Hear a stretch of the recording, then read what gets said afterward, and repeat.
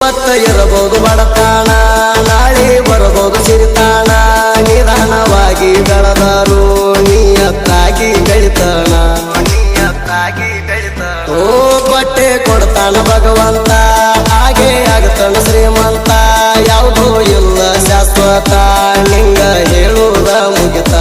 ಎದೆಯಾಗ ಕಲ್ಲ ಇದ್ದವ್ರಿಗೆ ಇದೆಲ್ಲ ಆಗಲ್ಲ ಅರ್ಥ ಸಾವಿರ ಸಲ ಕೇಳ್ತಾನ ಕೇಳಣ ಸವಕಾರ ಅಲ್ಲ ನನ್ನ ನಂಬ ಊರು ತುಂಬ ಮನಗಂಡ ಮಾಡಿ ನೀ ಸಾಲ